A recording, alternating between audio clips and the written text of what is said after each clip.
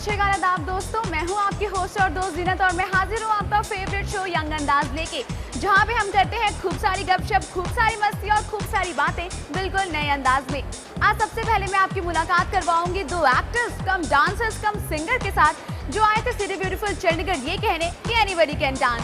जी हाँ, मैं बात कर रही हूँ डैपर वरुण धवन और गॉर्जियस श्रद्धा कपूर की, जिन्होंने अपनी फिल्म की प्रमोशन तो जम के की, पर हाँ यहाँ पर नजर आई इनकी खटी मीठी नोक-झोंक और दोनों ने ये भी बताया कि क्या है इनका यंग अंदाज।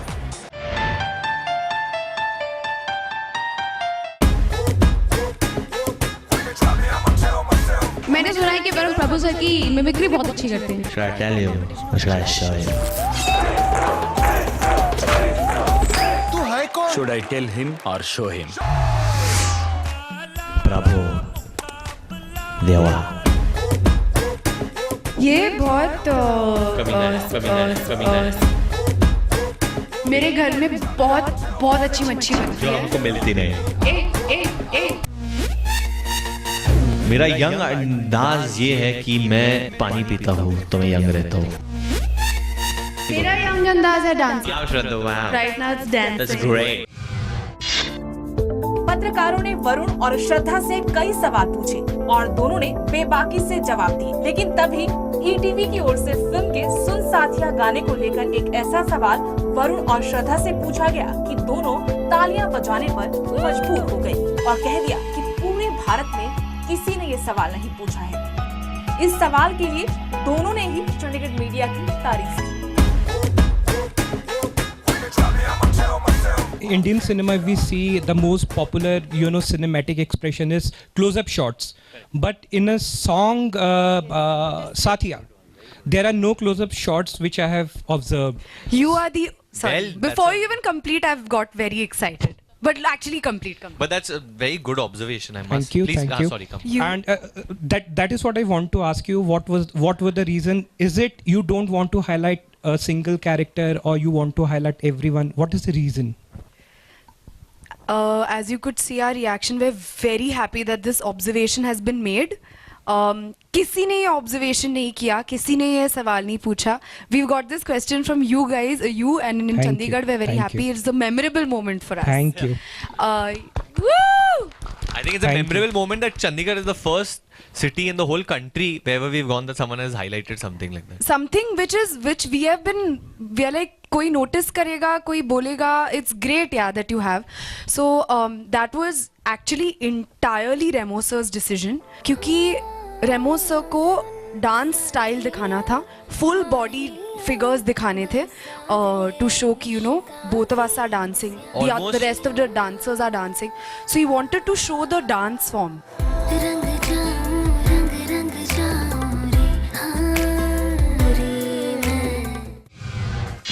आज हमारे साथ है डैशिंग और डैपर वरुण धवन और ब्यूटीफुल और गॉर्जियस श्रद्धा कपूर जो आ गए हैं ABCD 2 की प्रमोशन के लिए शहर द ब्यूटीफुल सिटी चंडीगढ़ में।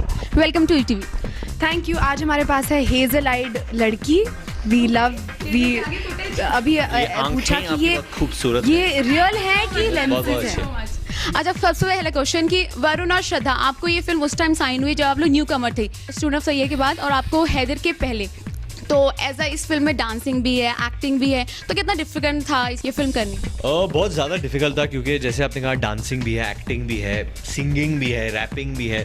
तो ये फिल्म एक आर्टिस्ट की फिल्म है, परफॉर्मर की फिल्म है। मैं हमेशा से चाहता था कि मुझे कुछ ऐसा मिले करने के लिए। आई थिंक बचपन से इनकी भी ख्वाहिश थी कि मुझे कुछ मिले जहाँ मैं डांस कर पाऊँ। तो भगवान ने हमारी सुन ली। You are a great dancer indeed. नहीं, बट इस तरीके का डांस नहीं किया। जो डांस किया अभी तक वो हिंदी फिल्म डांसिंग, जो हिंदी फिल्म हीरो डांसिंग होता है वो किया है, पर this is proper pure dancing. कोशिश करें कि हम वो लेवल के डांसिंग के स्टाइल्स अटेम्प्ट करें और उम्मीद है कि लोग कहेंगे कि हमने कर लिया अटेम्प्ट और लोगों को पसंद आए हमारे एफर्ट्स। तो प्रोफेशनल डांसर्स प्ले कर रहे हैं। नाला सुपारा से हमारी टीम जाती है Las Vegas world hip hop dance championship में हिस्सा लेने के लिए। तो पूरी जर्नी है एंड प्रभु सर भी है हमारी फिल्म में, तो हम बहुत लकी है। वो हमारे गुरु है विष्णु। एज यू मेंशन कि प्रभु सर, मैंने सुना है कि वरुण प्रभु सर की मिमिक्री बहुत अच्छी करते हैं, तो एक बार यहाँ पे भी हो जाए। should I tell you or should I show you? Prabhu Deva. अरे वाह क्या मिमिक्री है। अच्छा वरुण और श्रद्धा, मेरे को वैसे कंप्लेंट है वरुण की साइड से कि श्रद्धा ने हमेशा कहा है कि बहुत टसल रहता है आप दोनों में कि मैं तुषार और वरुण को फिश खिलाऊंगी। ये आपकी ख्वाहिश पूरी हुई सेट पे? नहीं, फिश नहीं देती। नहीं, ये बहुत स्मार्ट है। मैं बस भूल गई थी फिश लाने। ओके, और मैं एक साल के लिए भूल गई। मैं लाई सबके लिए fish lie.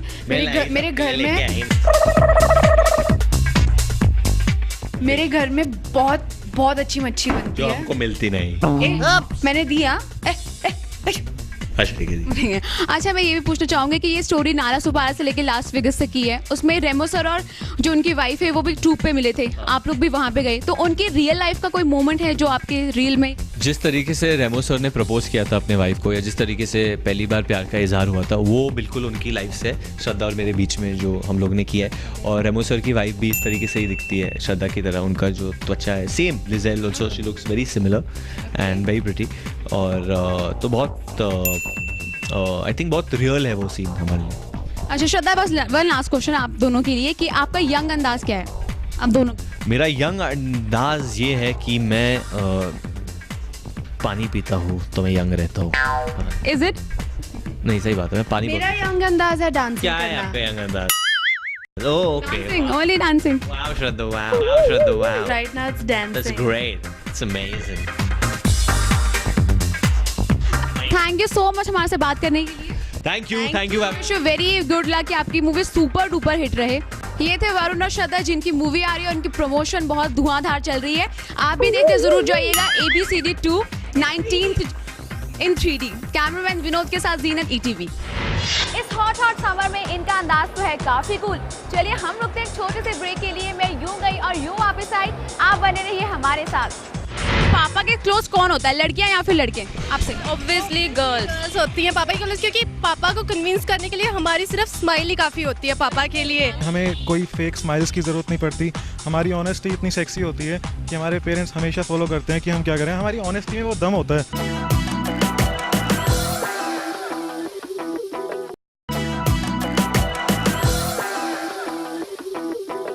Welcome back after the short break.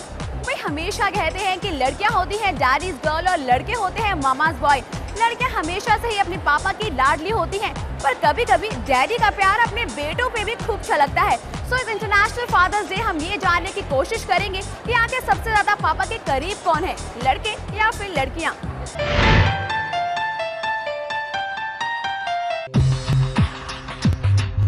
पापा को कन्विंस करने के लिए हमारी सिर्फ स्माइल ही काफ़ी होती है। हमें कोई फेक स्माइल्स की ज़रूरत नहीं पड़ती। वो स्माइल्स रियल होती हैं। गर्ल्स के लिए पापा उनके हीरो होते हैं।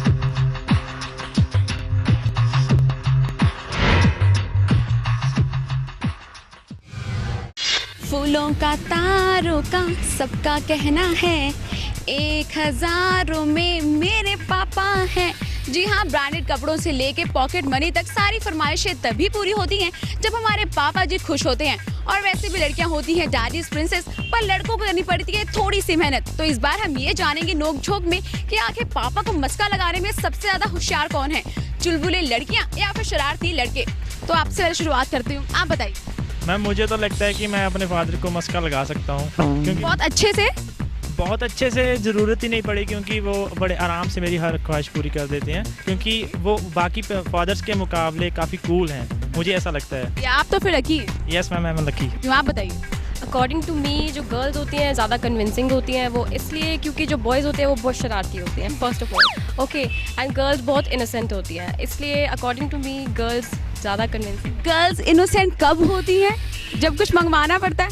यस, जब कुछ मंगवाना होता है, प्लस जब भी ऑलमोस्ट गर्ल्स इनोसेंट होती है अकॉर्डिंग। ऑलमोस्ट, चलिए ठीक है। अब इसका आप रिप्लाई करेंगे कि लड़कियां कितनी इनोसेंट होती हैं। फर्स्ट ऑफ ऑल ये एक इंडिविजुअल थिंग होती है, कोई इनोसेंट या वैसा नहीं होता। बट टू बी ऑनेस्ट मैं बहुत हरामी हूँ, एंड फिर भी मेरे पापा मेरे साथ बहुत फ्रैंक हैं। एंड आई थिंक हर तरह की बात जो होती है मैं शेयर कर पाता हूँ अपने पापा से, चाहे कुछ भी हो, और इसमें इनोसेंट वगैरह कुछ नहीं होता। एंड वन मोर थिंग, जैसे बीइंग एन इंडियन मुझे ऐसा फील होता है कि कहीं ना कहीं हमारी सोसाइटी में हर पेरेंट्स को फील होता है कि हमारा बच्चा, हमारा लड़का हमारे साथ हमेशा रहेगा, और लड़की को कहीं ना कहीं शादी करके चले जाना है, ठीक है।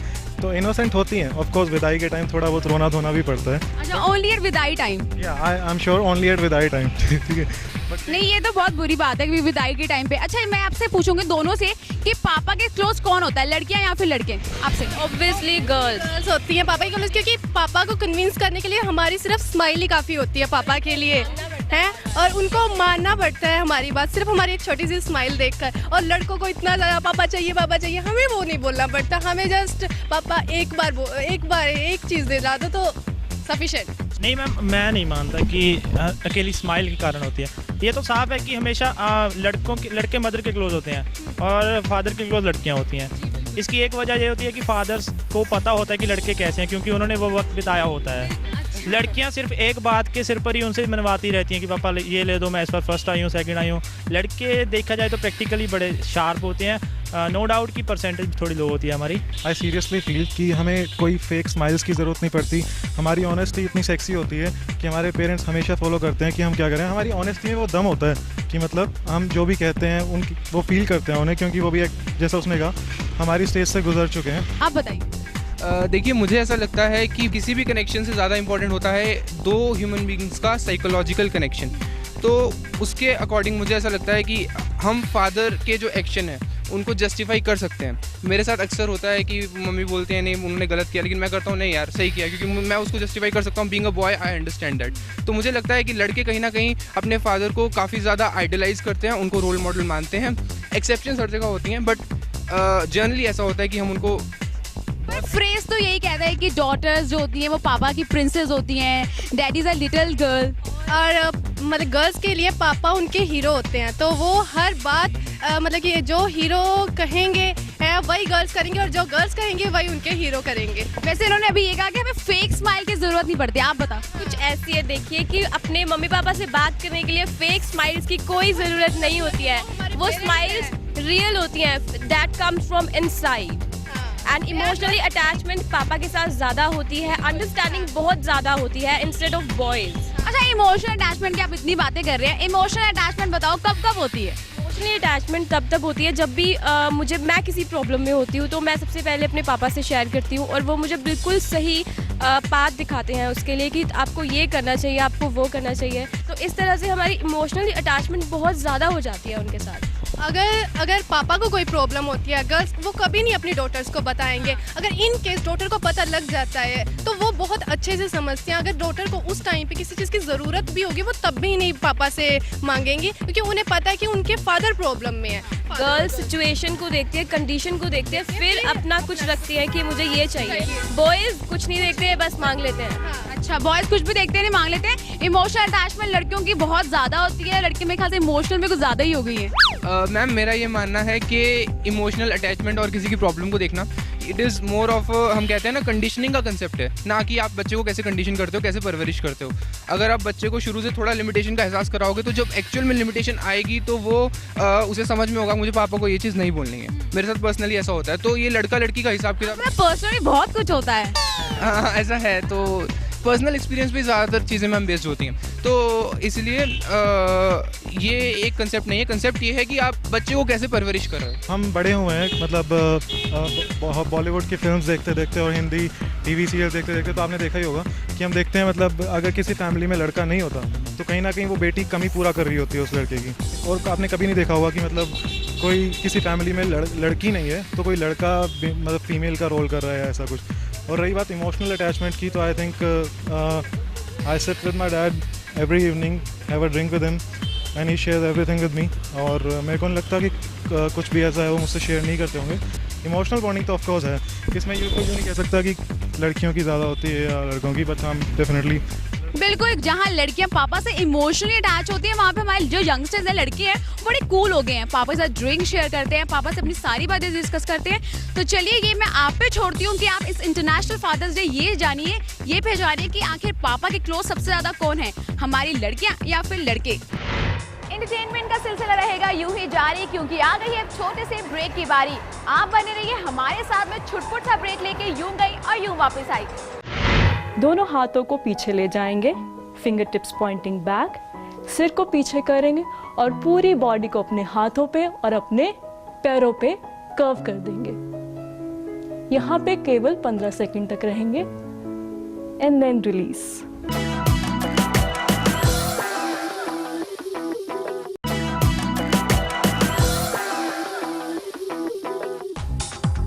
शॉपिंग करने का वैसे पूरा मूड है और कपड़े आप पे तभी जचते हैं जब आप होते हैं बिल्कुल फिट एंड फाइन, और योगा से बेहतर ऑप्शन आपके लिए हो ही क्या सकता है।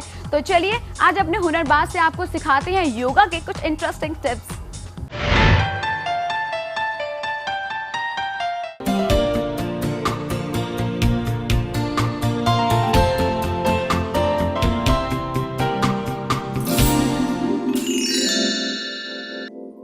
हेलो एवरीवन, मेरा नाम शोभना है। मैं एक योगा टीचर हूँ, या कहिए मैं एक योग प्रशिक्षक हूँ।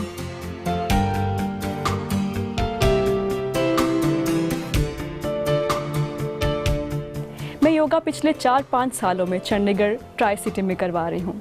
आज इंटरनेशनल योगा डे के दिवस पर मैं आपके साथ योगा की कुछ टिप्स शेयर करना चाहती हूँ। सबसे पहले मैं आपको बताऊँगी फुल योगिक ब्रीदिंग के बारे में। आमतौर पे हम सही तरीके से सांस लेना भूल जाते हैं। सही तरीके से सांस लेना योगा सीखने का सबसे पहला स्टेप है। अपने मैट पे आप सुखासन या अर्ध पद्मासन में बैठेंगे। फुल योगिक ब्रीदिंग में आप एक हाथ अपने स्टमक पे रख सकते हैं और दूसरा हाथ अपने चेस्ट पे रख सकते हैं। जब आप सांस लेंगे तो आपका स्टमक बाहर आना चाहिए, उसके बाद चेस्ट बाहर आना चाहिए, और जब आप सांस छोड़ेंगे सबसे पहले आपका स्टमक अंदर जाना चाहिए और फिर चेस्ट अंदर जाना चाहिए। इनहेल करेंगे,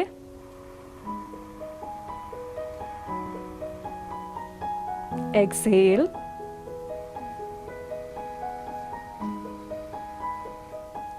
इनहेल करेंगे 4 की गिनती पे।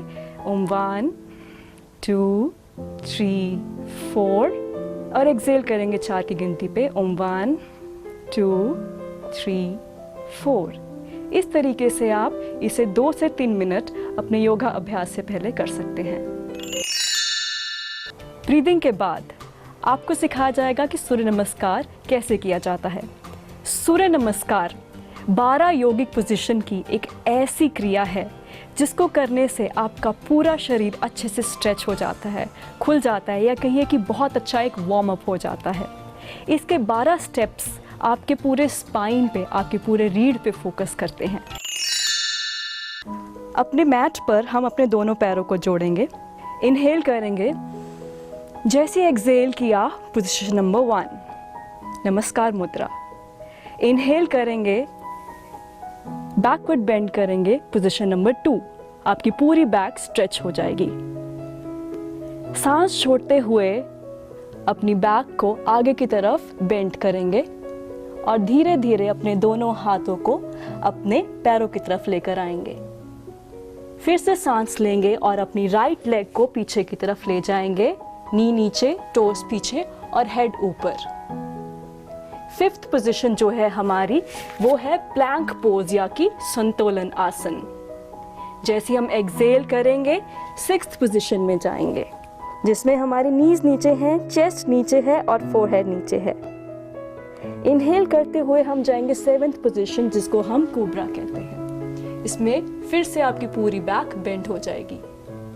एक्सहेल करते हुए 8th पोजीशन, जो कि है अधोमुख स्वानासन या फिर टेंट पोज। इनहेल करेंगे, राइट फुट अपना दोनों हाथों के बीच में लेकर आएंगे। एक्सहेल करते हुए लेफ्ट, फिर से इनहेल 11वीं पोजीशन, एक्सहेल 12। ये हमने राउंड किया है अपनी राइट साइड पे। सेम हम अपनी लेफ्ट साइड पे रिपीट करेंगे। Starting with the first position, second, third सांस छोड़ते हुए, 4th left leg back, head up, 5th plank pose, 6th अष्टांग नमस्कार, 7th cobra stretch, 8th 10th, 9th left foot forward, 10th right foot forward, 11th backward bend, 12th इस तरीके से हमने अपने body के राइट साइड और लेफ्ट साइड दोनों पे सूर्य नमस्कार किया और ऐसे पूरा एक राउंड फिनिश हुआ। सूर्य नमस्कार से आपकी पूरी बॉडी वार्म अप हो गई है। अब आपका शरीर कुछ आसन के लिए तैयार हो चुका है। सबसे पहले हम करेंगे शीश आसन या कि हेड स्टैंड। शीश आसन को किंग ऑफ द आसन्स कहा जाता है क्योंकि इससे आपकी पूरी बॉडी के ऑर्गन्स को, ग्लैंड्स को एक अच्छा बेनिफिट मिलता है। इसके लिए सबसे पहले आप अपने मैट के एंड पे बैठेंगे और सिर नीचे ले आएंगे। इसके बाद आप अपने दोनों आर्म्स को टाइटली मेजर करेंगे एंड एल्बोस को नीज के आगे रखेंगे। फिर फोर आर्म्स को नीचे रख के फिंगर्स इंटरलॉक करेंगे और अपने सिर के लिए स्पेस छोड़ेंगे।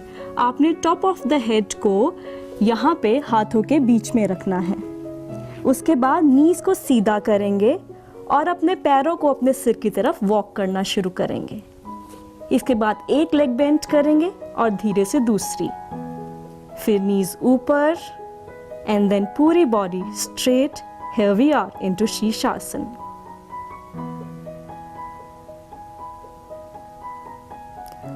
आसन से हम इसी तरीके से बाहर आएंगे। One leg down, other leg down, relax.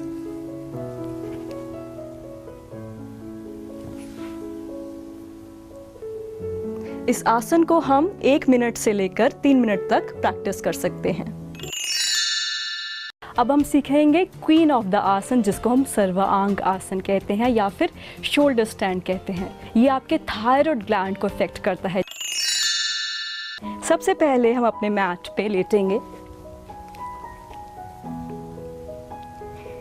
Legs जोड़ के रखेंगे, टोज अपने फेस की तरफ और दोनों आर्म्स बॉडी के साथ जोड़ के रखेंगे। जैसे ही हमने सांस लिया, इनहेल किया, लेग्स ऊपर, ट्रंक ऊपर एंड बैक को सपोर्ट कर लेंगे। आप अपने एल्बोस को थोड़ा पास ला सकते हैं और पूरी बॉडी आपकी स्ट्रेट होनी चाहिए। इस आसन में आप 2 से 3 मिनट तक रह सकते हैं।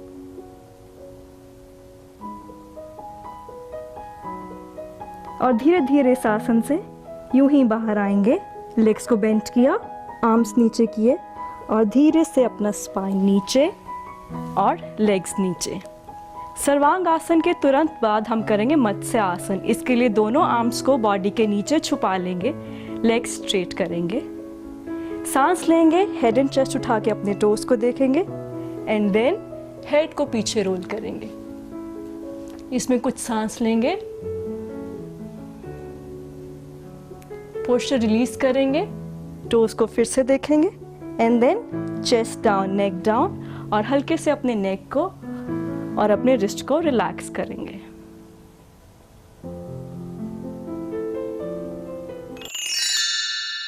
और अंत में हम करेंगे शवासन। शव आसन एक ऐसा आसन है जो कि एक रिलैक्सेशन पोज है। इसमें आप 4 से 5 मिनट रहिए और उसके बाद पामिंग के द्वारा अपनी पूरी योगा अभ्यास को फिनिश कीजिए। इसके लिए हम अपने मैट पे लेटेंगे। आपके फीट अपार्ट, आर्म्स अपार्ट होने चाहिए। आपके पैरों की दूरी आपके मैट की विड्थ जितनी होनी चाहिए और आपके आर्म्स आपकी बॉडी से 45 डिग्रीज होने चाहिए। हेड बॉडी के सेंटर में और चिन हल्का सा चेस्ट में।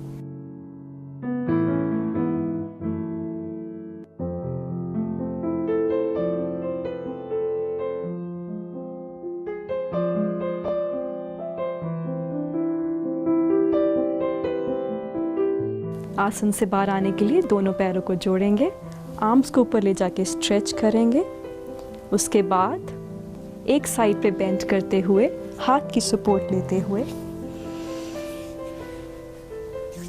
दोनों पाम्स को रब करेंगे और पाम्स की एनर्जी अपनी आईज को, हेड को और पूरी बॉडी को देंगे। Thank you. यंग अंदाज में आज के लिए इतना ही। नेक्स्ट वीक हम फिर से हाजिर होंगे कुछ नए यंग मलंग यंगिस्तानियों के साथ जो आपको देंगे एंटरटेनमेंट का full on dose. Till then अगर आप में भी है हुनर कोई तो बनाइए अपनी वीडियो और भेज दीजिए 8437999572 पर। टिल देन आप हंसते रहिए, मुस्कुराते रहिए और देखते रहिए ETV।